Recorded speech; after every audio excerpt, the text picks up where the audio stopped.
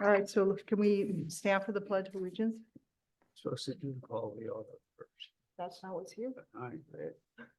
I pledge allegiance Allegiance to the flag of the United States of America and to the republic for which it stands, one nation, under God, indivisible, with liberty and justice for all. Right. Can we have the roll call, Anthony? Yes, Councilmember DeGolia, Yes, Councilmember Holland, Here. Councilmember Whitmer. Yep. Vice Mayor Lewis I'm here. and Mayor Hawkins. I'm here. Thank you. So tonight we have some presentations. Public Safety Dispatcher Proclamation. Think the chief's gonna do that? Oh, the commander's gonna do it. Commander Larson. Commander Larson. Good evening, Mayor and Council. Thank you for having me again. You're a regular. Anytime, anytime. You're always welcome here. Yes, sir. So it is with pleasure that we're able to introduce the proclamation for Dispatcher Awareness Week. And really our dispatchers, they truly do play a critical role in emergency services. Our dispatchers have to be an expert in coordination, communication, resource allocation, emergency response, problem solving, and most important of all, customer service. So they truly are the faces of our agency when they're the first person that anyone interacts with, normally when they do call the police department for help, when they come to our desk. And we have a great skilled team who do a phenomenal job. And with that, I would like to introduce Communications Supervisor Christy Cisco, who will read the proclamation.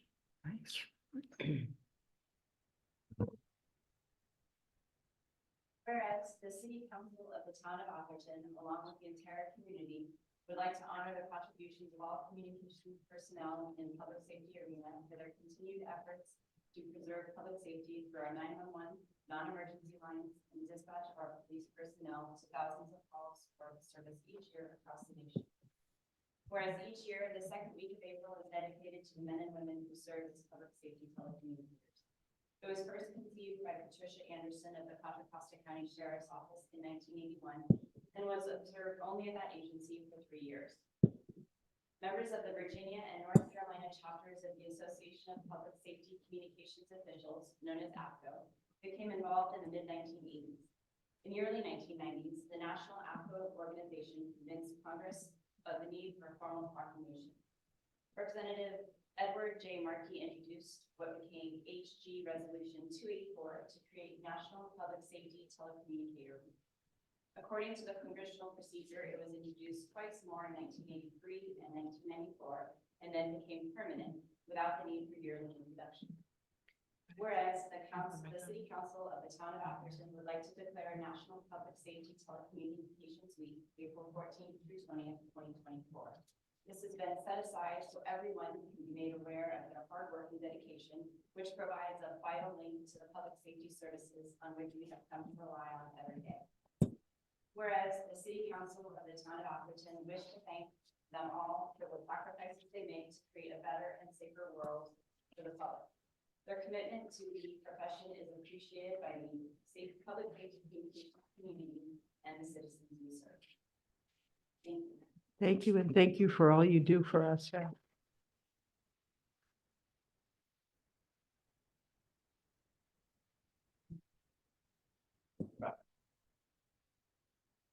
So as you know, the police department, we have had a great history with our canine program.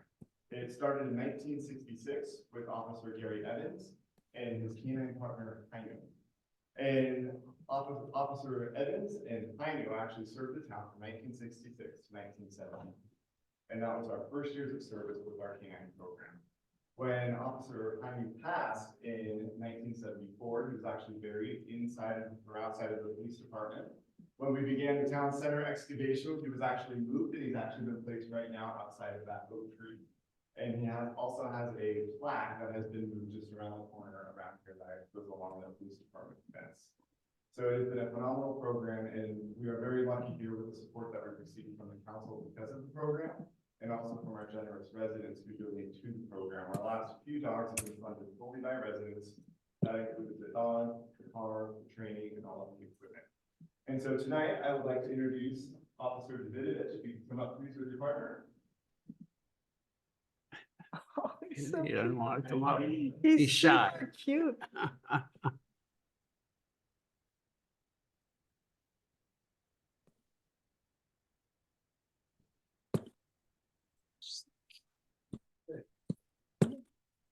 So this is Officer Davidovich and his partner, Maverick.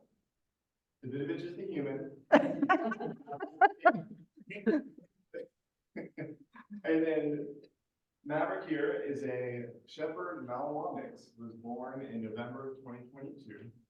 And Officer Davidovich and Maverick have gone through extensive training. They recently completed their patrol school, which was 320 hours of training.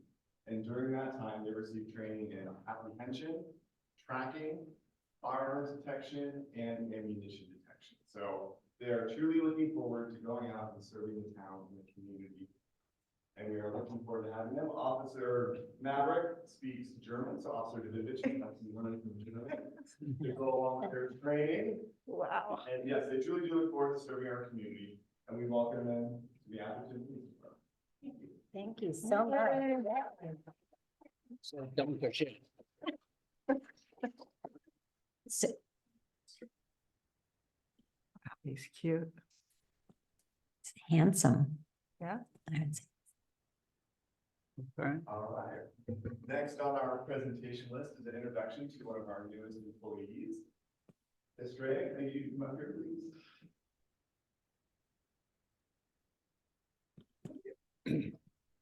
So Estrella went through extensive testing and an extensive process to join our Atherton Police Department family. She's taking on the role of Support Services Coordinator, which is a vital role for our police department as well. And what her role, to simply put it, is anything an officer or a dispatcher doesn't do, Estrella gets to do. And so some of the primary roles of that is going to be support liaison officer, complete management of our fleet, which is an ongoing thing. It's a very difficult to keep that fleet up and running. She also does all of the maintenance for our property room and our evidence.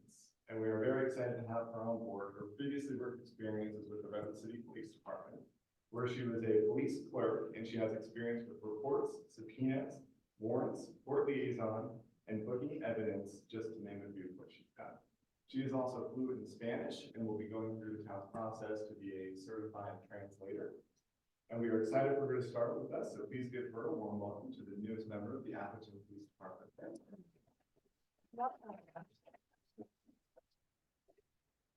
And it's an honor for me to administer the oath of office. So if you could face me, please, raise your right hand and repeat after me. I state your name. Do solemnly affirm that I will support and defend the Constitution of the United States and the Constitution of the State of California against all enemies, foreign and domestic, that I will bear true faith and allegiance to the Constitution of the United States and the Constitution of the State of California, that I take this obligation freely without any mental reservation or purpose of evasion, and that I will well and faithfully discharge the duties upon which I am about to enter. Congratulations.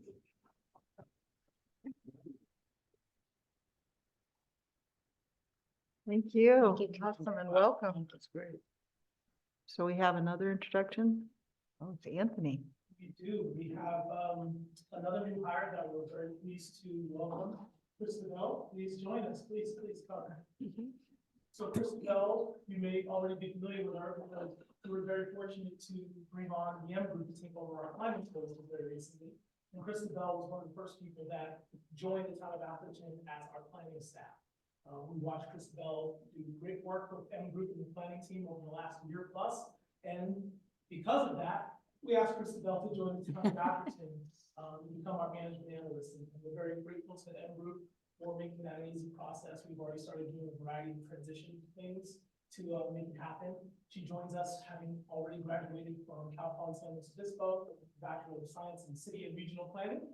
And so she's had over a year of planning experience. She's become very familiar with town operations and processes. And we play a huge role in what we do with HIP housing, our housing element update, and the city manager's role in how we make sure that that's the information that's out to the community. And I learned that she's already been roped into a few conversations with our mayor and some of our council members with regard to what we're going to be doing for her birthday, because she will be taking a pivotal role here. So we're very pleased to welcome Mr. Bell, and we're looking forward to having him out here. Thank you. Welcome, welcome. So do we have any public comment at this time? We do. I received one from Taylor Hawes. Taylor, please take the podium. We limit it to 3 minutes, but take it. Hi, council. Thank you for the opportunity to speak. My name is Tyler Hawes. I'm here on behalf of Civic Bell. We're a locally owned and operated civic engagement technology platform. We take the visual appearance via Facebook and Twitter, but with key differences that make us a better alternative for productive civic engagement, connecting local level government officials such as yourselves to residents of their local communities. The most notable thing here is that we're purpose-built for civic engagement. And so we're removing a lot of those kind of structural barriers that make it really a caustic place to do civic engagement for a local official on those other aforementioned platforms. One of our largest pushes here is that we use a built-in identity verification that we've developed as a way to verify that anybody using Civic Bell to respond to a survey, engage in a comment discussion, etc., it's both a real person, not a bot, and actually lives factually within whatever municipality you are representing. This means that you can have the confidence in asking a higher quality question to constituents and then expect a higher quality answer in return, because you know that you're going to not be having a lot of those caustic, added people joining the conversation. So we have a whole other variety of, appeals and things because we are purpose-built. So we've been around for a year and a half or so, launched, and some officials in the area using Civic Bell include Assemblymember Mark Furman and city officials all the way down Los Gatos through Mountain View, Pacifica, Kathleen Bay, Lucas Community Council. So, but we're Santa Clara and San Mateo counties. We're completely free to use for all officials. We're not selling people individualized data. We're not using ads. There's no ads at all. We are a business for good, trying to renovate the way that civic engagement looks online, lowering those barriers to entry through inclusive ways to include everybody in the conversation, including those that can't make it to a council meeting like this one. This is a time commitment, transportation commitment. So if all this is interesting to you, please feel free to reach out to me. I'm Tyler@civicbell.com is my email. You can check our website, make an account if you want any additional help kind of poking around the site or have any questions, please feel free to reach out to me. It's what I do. Thank you so much for the time and opportunity to speak, and that's all. Okay, thank you. Question? I don't know, are we allowed to ask? a Yeah. question? Can I ask you a question?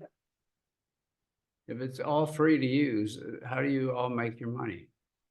At the moment, we're VC funded Okay. and entirely just making this kind of a pilot proof of concept,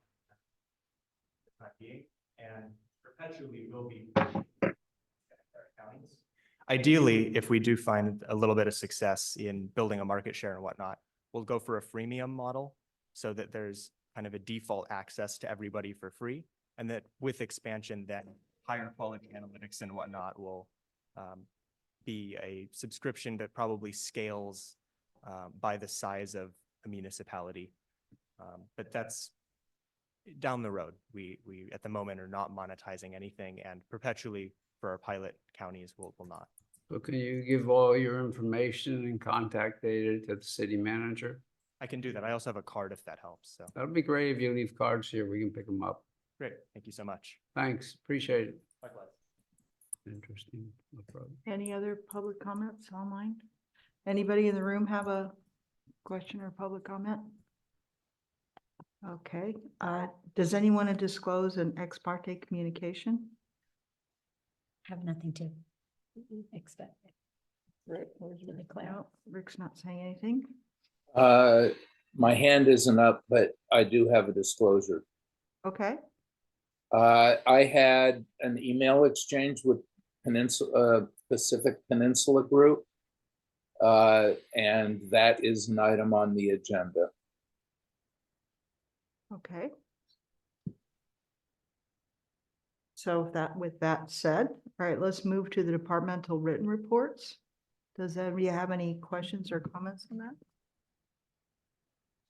Just through the mayor, I really just would want to say that, and I was reminded earlier that I say this all the time, but I just really enjoy the format and the information that is put together for us in these departmental reports. And for the public, if you really haven't looked at that part of the agenda, it's information that has evolved over the years to be so clearly and artfully presented that it's easy to look at and it's very informative. So thank you, staff. Thank you for all the hard work and your vision, George, for putting it together. George, could you tell us how people could access that? If members of the public wanted to take a look at that, how would they find that? Certainly, it's available via every agenda packet, which is online. And they're archived in the town's archive center on the town's website. You just go to the website, look up information, archive center, departmental written reports. Okay, well, I highly recommend that. I agree with Elizabeth. Do somebody want to give any other comments? Do you want to do a report out of the closed session, Mona? The council did meet in closed session. There was no public comments before we met, and there's no reportable action taken. Okay, let's move on to the consent agenda, items 1 through 5. Does anyone on council have any questions or comments on that? No. No? No, that's it. Public comment on that? No, wow, this has gone so fast. Move to Move approve. it, move Yeah. it. Move to Second. approve. Okay, all right, we're on to All in favor. all in favor. We need a roll call vote. Roll call, thank you. Councilmember DeGolia, Yes. Councilmember Whitmer, Yes. Councilmember Holland, Yes. Vice Mayor, Yes. and Mayor Hawkins. Yes. Thank you. Okay, so now we're going to move to the regular agenda, items 6 and 7. Item 6 is to approve the subdivision improvement agreement and final parcel map for parcel map number TOA 2401 for the 3-lot subdivision at 170 and 178 Atherton Ave. And I believe we have a report from Robert. Yeah, thank you, Mayor, members of the council. Typically, the approval of final maps is on the consent agenda. As the parcel maps typically go through a public hearing process, both at the planning commission level and then again at the council level. Based on some feedback from the council, this is put today on the regular agenda. So as noted, the parcel map, the tentative map for the subdivision at 170, 178 Atherton was reviewed and approved through the planning commission. And then at the city council the city council meeting in December. And so the map has been reviewed by the town surveyor for technical correctness and by staff for conformity with the approved tentative map. And we're bringing it forward for your approval tonight, along with the subdivision agreement, which covers the guarantee for the construction of the public improvements that were required as part of the conditions of approval of the parcel map. With that, I'm available to answer any questions. So do we have any questions from the council? I have one. Okay. I think that the discussion around whether or not council wants to do a class 3 or a class 2 bike lane corridor along Atherton Avenue is something that would impact the development at this time, since we are not have not made the decision to actually construct a bike lane along Atherton Avenue at this time. We don't have the money for it. Number one, we don't have design. We have the ability to kind of figure out and revisit that, whether or not we want to do a class 3 or a class 2 bike lane. And so my question is that something that we want to discuss further at this time? Just for clarification, that item is not technically on your agenda. What you'd be doing is directing staff to update or revise the bicycle pedestrian master plan and bring that back for council conversation. That should occur long before the applicant needs to complete any of those improvements in the rights of way. Does that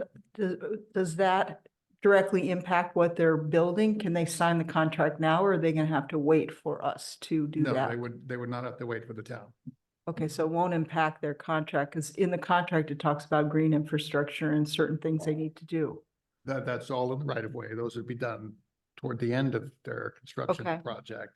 And we would theoretically be well on our way into the bike master plan updates. And if the council does change Atherton Avenue from its currently designated in the general plan class 2 to a class 3, that would trickle down to eventually whatever improvements they would be required to do with the right of way with respect to the bicycle component part of it. They are required to still maintain the green infrastructure and all those other improvements. Is that a significant change for them? It would I be don't within know, It would be within the right of way, yeah.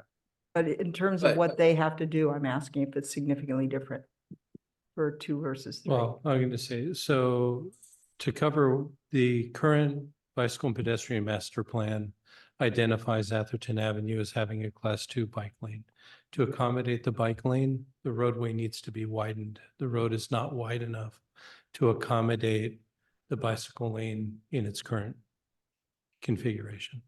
So the conditions of approval and the subdivision agreement indicate that they will be widening their side of the street along the frontage of the subdivision to implement the bike lane and pedestrian pathway. Those And- improvements have not been fully designed at this point in time, but they are guaranteed with the subdivision agreement. And I believe the date that we have tentatively set in the agreement for completion is June of 26. So there's time for them to build the development and then build the public improvements, because if they did them today, all of the heavy equipment and everything would damage the roadway. So it makes sense that those improvements are done at the tail end of the development. And as the city manager said, we can certainly look at updating the bike and pedestrian master plan. It was something that we had forecasted in our 5-year CIP for starting next fiscal year. And we will bring that as part of the budget conversation for beginning that update process. I think Rick wants to say something. Rick, did you have a question? Yeah, what would be you said they'd have to widen Atherton Avenue to achieve what is currently in both our master plan and our bike and pedestrian plan for the pedestrian walkway, the class 2 bike lane, the green infrastructure, and no doubt curbing. What is the aggregate width increase that is needed to accomplish all of that? If I recall correctly, it's in terms of the pavement, I think it's about 5 feet or so for the bike lane and another 4 or 5 feet to accommodate a separator and the pedestrian pathway. The green infrastructure is basically landscaping that would be located behind that. Okay. So Uh, it's about, sounds like about 12 feet if you count the green infrastructure. I didn't do the math. I didn't hear that either. Yeah, I say the green infrastructure is something that is interpretive in terms of design. And so there is flexibility on how that is designed as long as it's sized appropriately. 11 feet on the plans in the staff report. So how large is the right of way today? I believe Atherton Avenue is a total width of about 60 feet.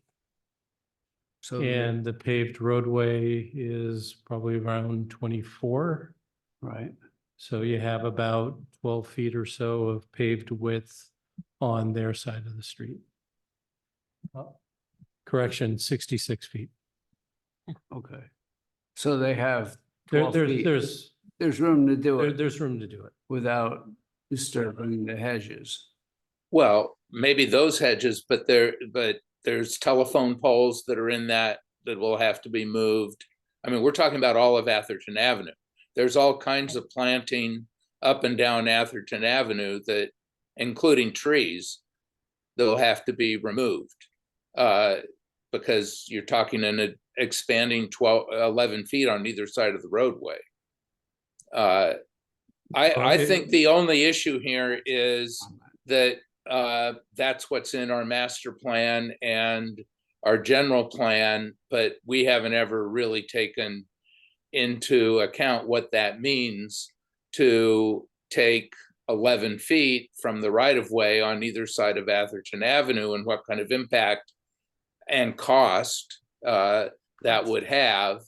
And I think the right thing is that we accelerate the revision of the bike ped master plan so that this can be addressed. Exactly. I think while Pacific Peninsula Group stumbles into this because they have a subdivision, they could have gone about their work differently and not started with the subdivision, and they could have avoided the what they're challenged with, which, like George said, they can build their properties and do this afterwards. So I don't think it interferes with their building, but they have to put up a several $100,000 bond in order to go forward. So there's obviously a cost to them that they just didn't understand. And I don't think any of us understood because we haven't dealt with a subdivision on Atherton Avenue before, but it brings up the fact that we've got this class 2 bike lane and, taking 11 feet on either side of Atherton Avenue from the residents, from what the residents perceive to be property that they utilize, even though it's right of way. And I think we need to look into that and whether that's something we seriously want to do. And I don't think the only options are class 2 or class 3. We could change what is currently in the master plan as class 2. We could, do a joint bike pedestrian. There's a variety of things we could look at, which I think is the right thing for us to do. We're still I on have questions. Does anybody have? I have any another more? question. Go ahead. So can you explain why the $200,000 bond has to be posted and for how long? They're required to post a bond because they are required to do those improvements, which include the green infrastructure within the right of way. So if they don't end up doing those improvements, the town has the bond to call upon to do those on their behalf. We would do Even the if work. it's 5 years down the way? Do they get interest on that? It's a bond. A bond? So what's the date on the master plan for when this is when we're supposed to switch and do those changes to the? To the road to make it a bike? We haven't made that decision and like what? So In the master plan without a date attached or anything no, attached to we it? have a master plan that outlines desired improvements throughout the town. Mhm. The council takes those items and prioritizes the implementation. There's no date. The current priority is Selby, which is currently under design. And so that project is moving forward. I think Atherton Avenue was the next major project after Selby, is my understanding in terms of priority. Is it intended to look like the plan for Selby, which we have seen? Is that what it's supposed to look like in the master plan? The details weren't fleshed out. in They're the not master fleshed out. plan. But we can, as we update the master plan, flesh it out a little bit more. I have a question. Yeah, go ahead. How long does a bike ped master plan update typically take? It's my guess it'll probably take about a year. I mean, there's a large public input process that's involved in that. So are we proposing that we fast track that and bring that to the fore? So we start working on that so that we can address this need that's come up? When we It's- did it's our currently budgeting in. last year, we said that we were allocating money to it this year. This year? No. This next Sorry, fiscal. this coming This fiscal next. year. Yeah. And so the budget gets approved at the end of June. Okay. And we can certainly plan to begin that process of selecting a consultant to help us as we get closer to that date. So what So- if we, oh, excuse me, I'm sorry for jumping in. So what if we decide to not do anything, for a bike ped, corridor there? I mean, just hypothetically, and does their bond go away? Do they get it refunded or does it, what happens? We hang on to it So forever? in essence, the bond is an insurance policy. Uh-huh, Okay, that somebody's so- paying for that. Yeah, so initially they had actually posted a check to cover the security. Mm, It's been replaced now with bonds that they just submitted. mm. And so they will get their check back. But the bonds basically stay with the agreement. There's a premium associated with it. I don't know what that is. Mm. But what the agreement does, typically improvements are can be built prior to the approval of the map. You can accelerate the approval of the map by entering into a subdivision agreement that is guaranteed. And so that's what's being done here, is that the improvements are being deferred with them being guaranteed with the subdivision agreement and the bonds. Can we separate the bond amounts that are for the green infrastructure? Because nobody's proposing that go away, but if we change our, Well, I Gotcha. think what would happen is that once the master plan is updated, if things change along Atherton Avenue, then basically what they would have to build would change with it. But still, the green infrastructure is required regardless. Yes. but it seems as though we're coming up with a bond amount that they have to have based on A and B. And if we lose B, we're holding this money for a long time now. Maybe I'm not. We don't have any understanding it. money to hold. Okay, We just have a piece of paper. it's just an agreement.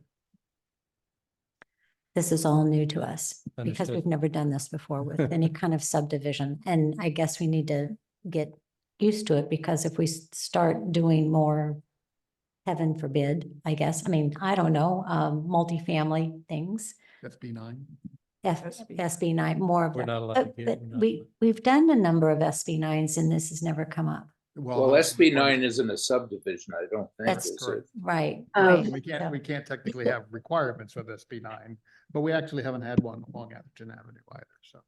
I So see. if I can just add, in any type of a public works project, it doesn't even have to be a subdivision improvement project. But when you do have multifamily projects, when you do have a big development project that consists of single-family development, that consists of a lot of units, hundreds of units, it's not uncommon that the developer enters into a deferred improvement agreement, a subdivision improvement agreement, whereby they're saying that rather than pay for or construct the infrastructure along with each single dwelling unit, what we're going to do is we're going to go ahead and build the infrastructure improvement components at this phase or at this juncture, and we're going to provide you with this bond or with this performance and this payment bond to show you that this is the guarantee, this is the security deposit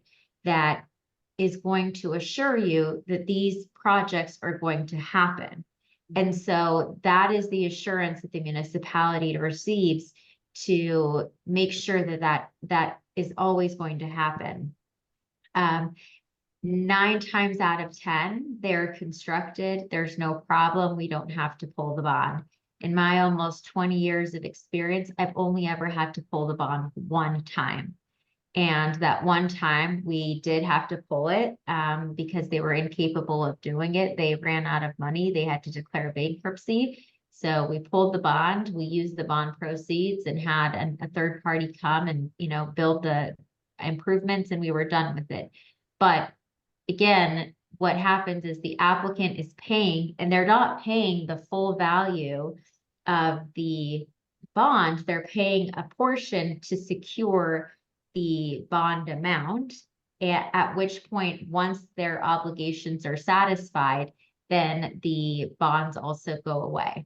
So this is actually a pretty common tool, and it's just supposed to give the locality, in this case, the town of Atherton, additional assurance that we are going to get the benefit of the improvements that we're supposed to be receiving under this project. It's not dissimilar to what you have as a performance bond for Greenways to perform services under the refuse contract. How do we determine the amount that they have to pay? Is that a formulaic decision? It's typically based on their engineer's estimate of what the costs are and Their a review of engineers, that. not ours. Their engineers determine Yeah, how much. so it I mean, costs. they prepared an estimate. We looked at it. There was a little bit of a gap. We agreed on a number and that's where it came from. Typically about 150% to twice as much, so. Oh, okay, yeah. That's because if we had to do the work, we have to pay prevailing wage and Okay. more than they do. Radha has a comment. Hi, thank you, council members. This is Senior Planner Radha. I wanted to jump in earlier with the conversation with the SB9.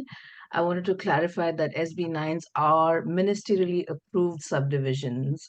And so state law doesn't, because of that process, they are not required to do any public improvement. We cannot task them or condition those projects. These are just set standards, but what you are seeing today is a traditional subdivisions in the true sense of it went to planning commission, came to the council for approval, and there were a certain set of conditions that all departments bring to this project for the subdivision to be successful and to have successful parcels and everything related to that.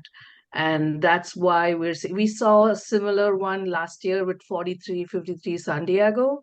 That was also a traditional subdivision with conditions of approval. This one is on Atherton Avenue with the bike pad master plan, which is why you see all these conditions. And I just wanted to inform the council that that's what we're looking at as a difference between the SB9s and traditional subdivisions in the true sense. Thank you.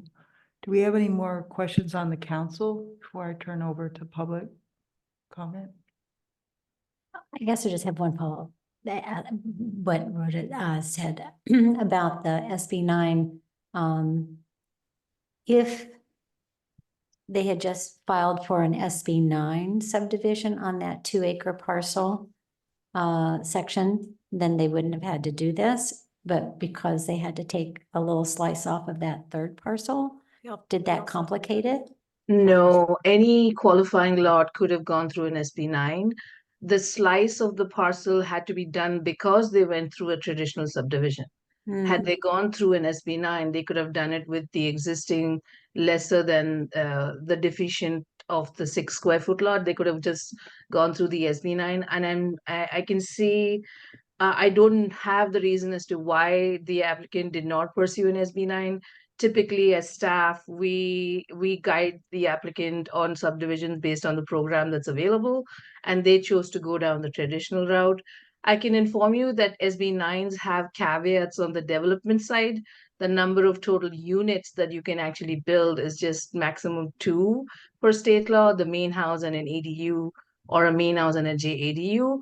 And typically my conversations with this particular applicant has been that they don't want to pursue that the density, and there is a 3-year occupancy restriction on ownership for SB9s. And that is another part of the Understand that. program. Yep. Understand Yep. that. I guess I'm just trying to figure out what, how we can get around the bond. I mean, we've never done that before, ever. With the But traditional subdivisions, the ideal, I mean, you have 1 year on the map itself. Typically, they go into development and build it out. And before they bring back the final map, they would have gotten the improvements done. In this case, because they want to record and have legal lots and put it on the market or whatever the private land use entity requires it of it, the timeline of the improvement and the conditions on the tentative map is required to be done before the final map. That's why all the bond and all the improvement language come into play. thank you. Okay, thank you. Thank you. Did you have something on that? No, my question was to confirm that you had to live in an SB9 Do lot. we have That's any the big public, difference. so I'm going to switch over to public comments. Do we have any public comments in the room? Nobody wants to, yeah, please step up to the microphone so people online can hear you. I'm Rex Fanato with Pacific Peninsula Group. We're the ones developing the lot. First, I want to clarify. I don't think your mic is on. I need to. Can you hear me I now? can hear him. Okay. Excellent. All right. The first thing so my name is Rex Fanato with Pacific Peninsula Group. I'm the one that's been kind of spearheading it from our side of the table. And I just want to clarify first, and you guys kind of came to the conclusion right at the end there. The reason we're not doing SB9 is as developers, we don't intend to move in to one of the properties. So that's the explanation that Rod didn't necessarily make clear, but that's fine.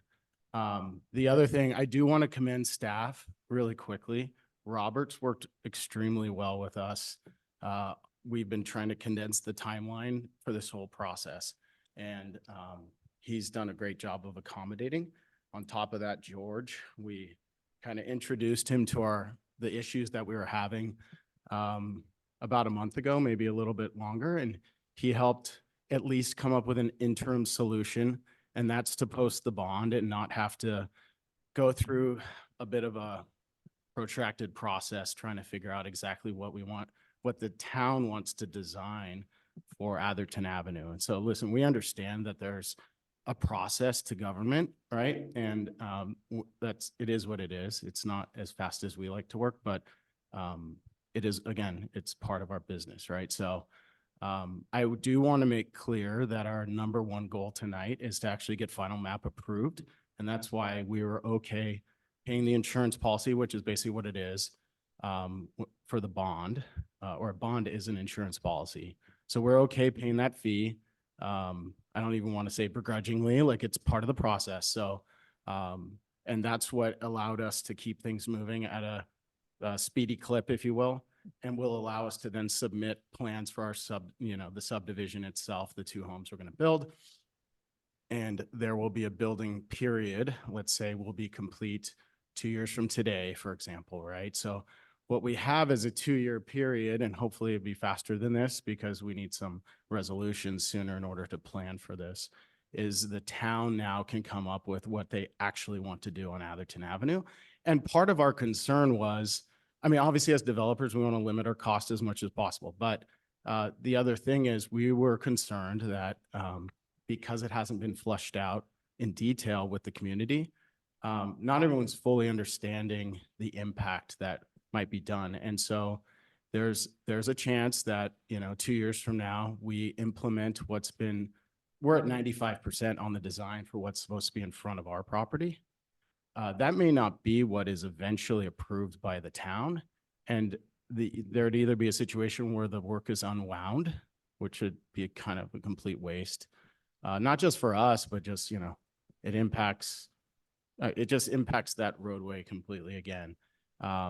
But anyways, I think it makes a lot of sense for you guys to go through the process and figure out exactly what you want on Atherton Avenue. And if you come to the conclusion of where it's designed today, so be it. But I don't think anybody's sure what will actually be approved with public discourse and you guys talking with your consultants, them going through a design process. So, but again, I want to emphasize at the end of what I'm saying right now that final map is our most important thing tonight.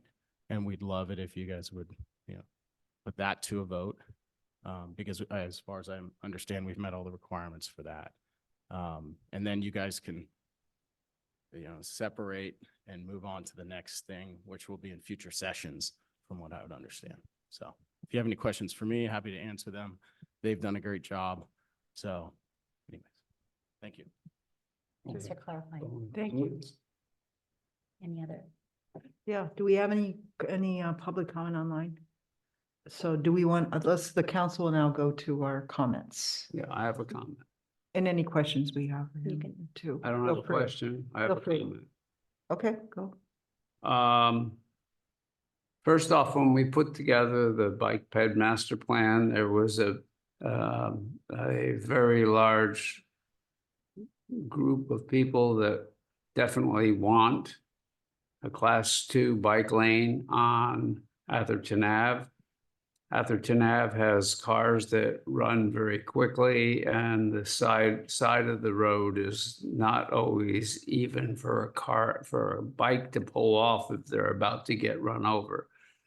It's a somewhat unsafe environment, and the Class 2 bike lane is I think is imperative.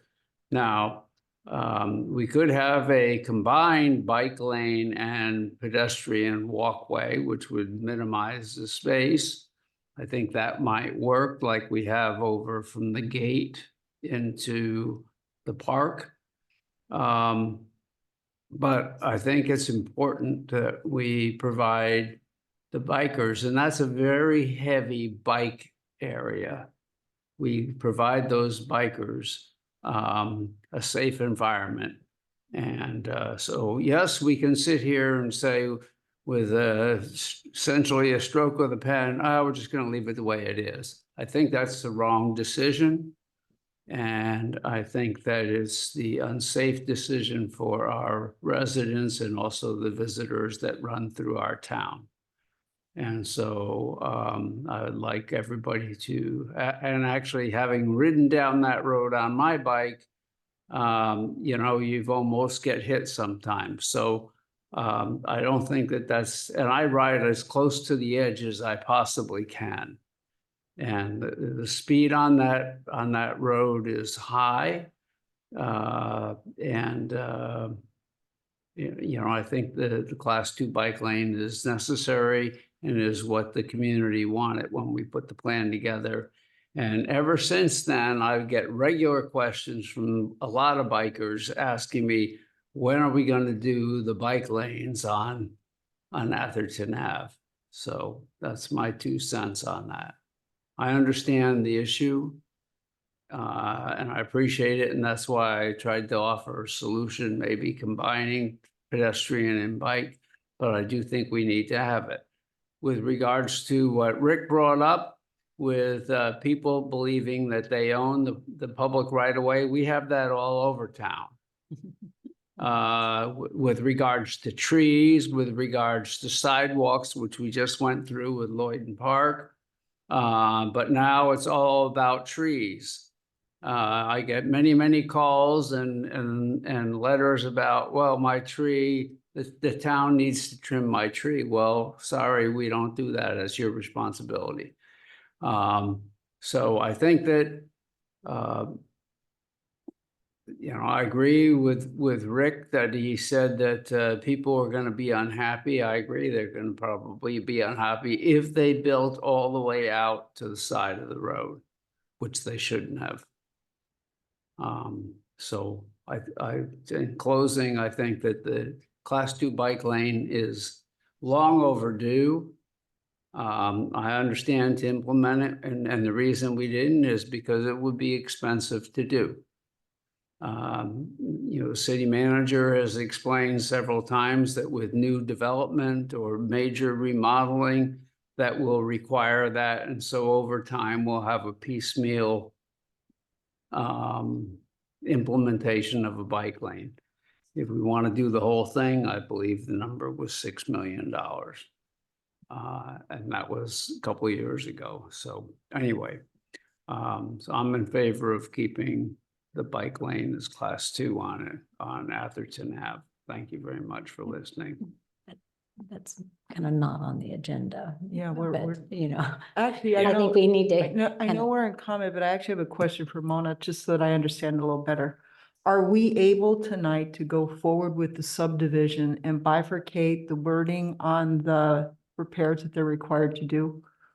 So can we go ahead with what's there right now and then change it later? Or do we need to make that decision now? Can we wordsmith that so that their contract's binding and we can decide tonight? Yeah, I think we can. I'm sorry, I don't understand. So George Help me, does. George. I do. The recommendation is you approve it as is. Yes. this evening. Okay. And if we do change it to a Class 3 or something different Something later else, yeah. on, that will be worked out with the applicant. So can, if we have a contract saying we're gonna do what we're saying we're gonna do, you guys are assuring us that later on this isn't gonna be a problem, we can It won't be change a it? problem. Okay, all right, so Okay. I'd like to. Stacy. move- wait, That's excuse me, interesting. wait a minute. Stacy Everybody has needs her to, hand yeah, up. we need to hear everyone's comments. Ready to comment. Okay, Yeah. sorry. Please. Okay, so I think what we've been asked to do on the agenda is to approve this map, and that includes the bond, and I think PPG has no problem with it. We don't have a problem with the map, so let's just say yes to that. I think in terms of the bike ped stuff, let's get it budgeted and let's get in the weeds on this. I mean, it Mhm. seems like We this need to is research much it more. needed. Mhm. I also regularly bike on Atherton Avenue, and it's definitely in need of a lot of work. And so I love the idea of having some urgency on figuring out our plan on Atherton Avenue. So I welcome a future agenda topic of getting into that issue. Super. Okay. And yeah, Rick. Rick, go next. ahead. Yeah, I think the only issue is accelerating the review of the bike ped master plan, not waiting on that. It's, it's going to take time. We should start it right away. And there are all kinds of options, and we can consider those in the course of that review. And I 100% support approving this agenda item tonight. Okay. So call for a motion. Here's no more. I'd like to make a motion that we approve the item in front of us, which is approving the map as well as the fact that they're offering. I'll second the paying a motion. bond. I'll make a second on that. All right, Okay, good. Thank you. Councilmember DeGolia, Yes. Councilmember Holland, Yes. Councilmember Whitmer. yep, Vice Mayor Lewis, Yes. and Mayor Hawkins. Yes, Thank you. so that was unanimous. All right, so we're moving on to number 7 now, which is a 2023 general plan implementation and housing element annual progress report. And we have a report from Brittany on that. Good evening, council members. Brittany Bendix, town planner with M Group. So typically you see this only as a consent item, but I've asked George to pull it off of consent so we can talk about it a little bit and just provide a refresher of what the annual progress report is, because I think it's helpful context for moving forward with the housing element and any updates that we might see coming along. So what this is a state requirement that the town effectively reports annually on its progress in meeting RHNA numbers, as well as satisfying the programs that are contained within the town's adopted housing element. And so what I personally find most valuable as information from this report is tables B, which is the snapshot of how we're doing with the RHNA numbers, and then table D. But before I get to those, I will say that tables A and A2 really show the breadth of the permit activity at different stages that go into providing the numbers for table B.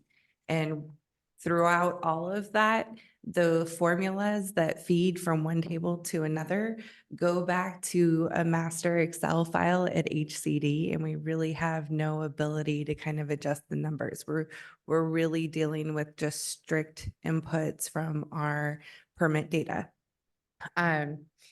So with table A2, the information that really feeds into table B and the RHNA assessment is the number of permits that have been issued by building.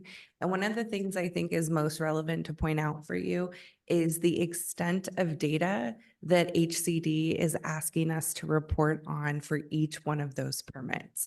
Table A2 is the spreadsheet that spans 2 11 by 17 wide pages. So that goes into whether or not what income level each unit is being provided at. And frankly, the best source of information we as the town of Atherton have for that information is the ADU survey data that we've been collecting. So that's where you see a lot of those values for low income units or very low income units coming from. Then it also asks us to indicate whether or not those those units by income are deed restricted or not. And that was especially relevant in the bonus ADU program that we've discussed at quite a few hearings now. If you look to the far right of that table, you'll then see questions about, did this permit use a streamlining provision? So for the town, really, we've noted references to SB 9. That's one of the streamlining provisions there. Another column would be relative to the use of the density bonus program, any sort of grant funding to help with the development of affordable units. It really grows in complexity beyond what I think we would even see in Atherton with the changes that we've been discussing with the housing element. But this table is meant to capture every jurisdiction in California. And so that's why it's so great. And you'll also notice from the staff report, these are just 4 tables out of quite a number that we don't have to fill out because we don't have as complicated as a housing program. So the next important table that I want to bring your attention to is table D. And that is really the first time you've seen all of the programs in the adopted housing element from January of last year, just really listed out for you in a table and extracted from the narrative that is in the housing element document. And I think that you might find that as a useful tool moving forward with the discussions that we're going to have relative to changes that we might need to make to those particular programs. Specifically, halfway down the first page of table D, it starts talking about programs that are specifically dedicated to special needs or special needs populations like seniors. One of the changes HCD requested of the housing element is looking at other special needs populations like large families as kind of my favorite example to point out with you because I think that's the most relevant one. But really looking at that, applying some comparative analysis relative to Atherton, San Mateo County, and the region as a whole, and then determining whether or not the programs that we have are sufficient. So with that, I'll go ahead and turn it back to you for any questions or comments. I have a question. Yes, please, go ahead. On, what is it, table B, the ADU? Yes. I'm having a hard time understanding how this data compares to in the monthly report, like all the permits that you have a lot where you break down entitled ADUs, permitted, final. How does that compare?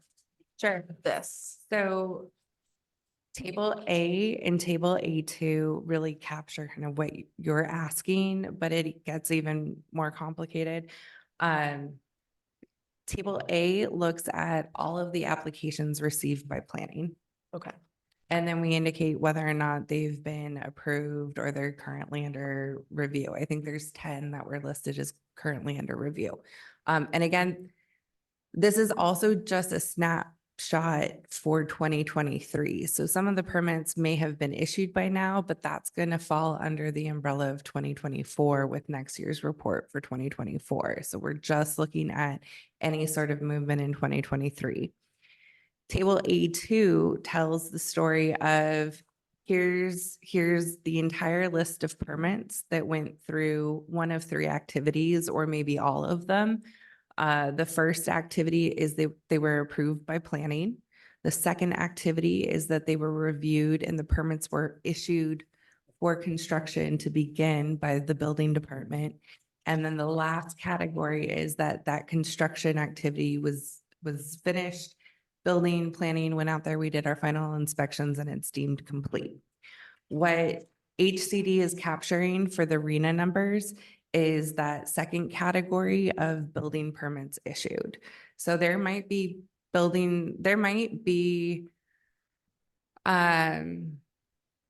planning permits that were approved in 2023, but because they're still in the building permitting process, they haven't actually gotten a building permit issued, or that building permit issue wasn't issued in 2023, and that wouldn't be reflected in that count. Okay, so if someone got a building permit and then it just took over, that would only show up here, not when it's later completed, Correct. because that's a different table. That actually works in our favor, Okay. based on how this information is gathered, because it's not looking for the completion date, it's looking for the permit issuance date. Okay. So in that scenario, that works for us. The other thing, when going over the data and making sure that the calculations make sense, given that the formulas are kind of behind a curtain. It's important to remember that HCD is also tracking the number of units demolished. So in a situation where we had a permit that was counted for an issued single-family home, but then there was also demolition of a single-family home on site, that's a net zero. That doesn't count. Okay. Any other questions? I have a question if somebody else can jump in. On table D, they talk about senior housing, they talk about disabled housing, they talk about inclusionary housing. Are there actually concrete numbers attached to those that we need to meet? Because what we're giving are kind of policies, and are those unique to every city, and how are those perceived if there's not actual numbers? You know what I'm trying to ask? Yes. So most of the policies that you see here are very standard for, like, I see them lots of times throughout multiple jurisdictions. They're not necessarily unique always to Atherton. So in that case, not all of them are special. One of the requirements of this 6-cycle housing element that I think has been a frequent comment from HCD back to jurisdictions is that simply saying we are going to support senior housing by providing information at our front desk or online is not enough. That for anybody who's ever gone through like personal goal planning or business goal planning, they want quantifiable, objective measurements that don't necessarily translate into number of units. They could, but it might be more like we're going to hold 2 workshops every year on senior housing support services. And we're going to start doing this. This was another frequent comment from HCD, is provide more of a timeline other than just simply ongoing throughout the whole thing, right? Like starting June 2025, we'll have this program where every twice a year, we're going to offer this community outreach event. So that's the type of thing that you'll see my team coming in and recommending changes on, specific to this. Everything that's unit number or count specific that's required is driven by RENA, which we already have that. That's a separate bucket kind of consideration. An example where I can think of where a quantitative metric would translate into a unit is in terms of rehabilitating housing or helping people rehabilitate their house that might struggle with income or the ability to support that. We could say that if we were going to create a program, our goal is to support one home a year and able to access those funds or that support service. So in the case of senior housing, for example, they don't dictate a set number that we have to produce or anything beyond programs that we're saying we're doing to encourage and educate. That's No, all we have to do. that would essentially be captured by any below market So it's, okay. income category that translate into the RENA targets. And when they talk about inclusionary, which is a little more subtle definition, that implies multifamily, not ADUs don't qualify for that. Do they quantify specifically for us how we achieve that, or is there a number attached? There are recommendations and guidelines, but there's no specific, they would scrutinize that if, for example, we were saying that all of our low income units were going to be produced from an inclusionary program on multifamily housing. And then they would look at that and they would want the quantifiable metrics in the programs to support that that outcome was feasible. So we don't do that. Our strategy is really to rely mainly on ADUs. So what's important is internally tracking the number of ADUs, making sure that we're consistent with that pace, which isn't in table B as the RENA reporting. It doesn't ask you how many ADUs you produce. That's showing up in table D. And I think we had told HCD that our objective is to have a pace of 35 ADUs a year. And for 2023, that's coming out as 30. That's pretty good considering the fact that a number of applicants are holding off because they know the ADU ordinance is in the works and they might want to wait until that's adopted. So we don't get any benefit from doing senior housing or doing inclusionary housing. It just gets counted toward our numbers in the buckets in the end. You would in the sense that those are generally low income units. And so that would then show up as a RENA contribution. So we're only judged by whether we meet our bucket in the RENA allocation. We're not judged by whether it's senior or handicap or inclusionary. Those are just programs we have to promote, but we don't actually have to produce those. Quantifiably, yes. However, what we're seeing, especially working with multiple jurisdictions, is that if you have the type of aggressive ADU program that we're going after this cycle, and you report on it every year and you fall short and it really isn't effective, you're not hitting your targets. Next cycle, HCD, if you come forward and you say, well, we're going to meet all of our low income units through the ADU program again, they will likely push back on you. So the way that the programmatic evaluation happens is in the next housing cycle. And so one of the things that we did for the 6th cycle housing element is there's a section that looks specifically at the performance of last year's programs.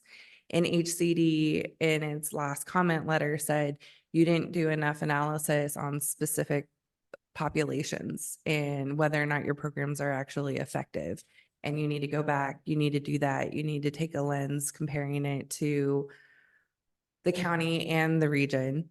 And then you need to decide whether or not your programs as existing are robust and effective enough. And if not, change them. But right now, our program is to use HIP housing. That's one of many. There's actually quite a few programs geared towards ADUs. Well, yes, we're looking at the different colleges around here. We're looking at staff and teacher housing, perhaps if we do something in the park. You know, we're using HIP housing. I mean, we can't designate, you know, when they do their permit that you must rent this to this person from this ethnic group. We cannot do that. Just like we can't require people to sell their homes or can't require people to build ADUs. We just ask them if they would. And, you know, and we hope that, you know, if there's things going on and somebody's thinking about, say, moving out of town, that they would sell their house to, you know, a developer or something like that, as long as it's in the areas that we've approved. That's all we can do. We can advertise, but Actually, one of the most successful programs that we had over 2023 was collecting volunteer information on rental data. yeah, And looking at that and how it's informing our table, I think what's even more important is that we're getting that timed with the building permit issuance, because we know that those units are the ones that are going to count for that annual year. That's good. And making sure at the end of the year, we're going back and we're pushing to get that information as much as possible. Not everybody who submitted a survey indicated that they were doing this as low income. And that reflects here. So it's not a mandatory program at this point. It's voluntary. It helps give us information that supports Atherton's ADU approach to providing low-income housing alternatives. No, the numbers that you identified here were very impressive. And the number of ADUs that you have in the staff report is very impressive, and the numbers that are being designated to low income are very impressive as well. And I was surprised to see them. So I thought the report was great, but thanks. Yeah, go ahead, Stacy. So on table B, like Bill said, like, seems like we're hitting our numbers for the most part, which is great news. The one area we didn't at all is moderate, which is not the focus of any of our policy right now. So I'm wondering, like, how does HCD, are they gonna look at this and be worried about that, or? Yes and no. Yeah. One of the things you can do is that if you overperform at any lower level, you can roll it up to the next level higher. Okay. So if we outperform on ADUs, we can certainly roll it up into moderate. Doesn't work the other way. You can't count above moderate if you go way over what you're supposed to provide. Which we are. Towards low income units, which you can see we are on pace for. Okay. But it is important because moderate is kind of that missing middle housing that everybody really likes to talk about, and is really important for some of our mid-level management service providers actually capturing them. So that's one of the reasons that we might be looking at supporting workforce housing on some of the other sites that we're evaluating in CEQA. Supporting teacher housing on the college campuses. If that were to move forward, that would probably hit some moderate levels. So. Other questions I from, don't have any questions. I have a comment. okay, well, do we have any public comments? No public comments? Anybody in the room? Nope. Okay, let's switch to comments for, I just think that the report is very encouraging. I really appreciate you bringing it to us like this and letting us discuss it and answering these questions. I think that as we are moving along, people are understanding more about how they can benefit and participate. And it's obvious, and it's not draconian, and we're not, trying to build multi-level high-rise buildings and, on the corners of our land and properties. But we're doing it respectfully and I think thoughtfully in lots of ways. So I'd like to accept and receive this report and move on. Call for Right. adjournment. I agree. do we have to vote on the No, accepting of that? no, we just review and Okay. accept. We don't And have to authorize staff to file the report. authorize. All right, file it. How about you, Mr. DeGolia? How do you feel about this? I think we should move on and adjourn the meeting. We need to authorize them to file it, the You want report. to have your Okay. reports? Do we have? We need a motion? It didn't Wait say. a second, I do have one last We item do here. I have want to to make a start. motion. I do have to make. a Yeah, I looked at the staff report. It did not seem that we needed a motion. Okay, well, I'll move that we submit this document. I'll second that. All right. Okay, I would like to see if we have any comments or reports. No, from no, any we of our have members. to vote. Have to vote on it. I thought you just said we didn't Aye. vote on it. We did, and Stacy made the motion and I seconded it, so we do a Okay, roll We're call. doing vote. it. Go ahead. Councilmember DeGolia, Yes. Councilmember Holland. Yes. Councilmember Yes. Whitmer, thank you, Lewis, Oh, yes. and Mayor. I'm in a hurry. Yes. Wonderful. Now, you are so anxious to do your council comments. Yes, Your I want to report. ask for any council comments or So excited. reports on outside meetings. We've not been doing this and I want to make sure that we start doing this going forward. So if you've had any of your meetings, if you've had to vote on anything or have anything that the rest of us should know, this would be a time to report. Go for it. I went to the finance committee. Robert did an excellent job of additionally reporting what we looked at Yes. 2 weeks before. I was but- there also, so everything went fine. Yeah, and they talked about the pension and the issues with CalPERS Ours. with making their numbers. So I thought he did an excellent job, so I commend him. Thank you very much. Anybody else? No, I went to the train meeting and I will report on that next time. They're proposing some changes. And I'd like to have everyone hear about that, but I just received the information. I haven't processed it yet. So at the next meeting, I'll report out on that. All right, Okay. great. Motion to adjourn? Second? second, All right, third. Done. all right. Yep. Thank you. Thank you for uh, coming, everybody. Thank you, Brittany. That's a good report.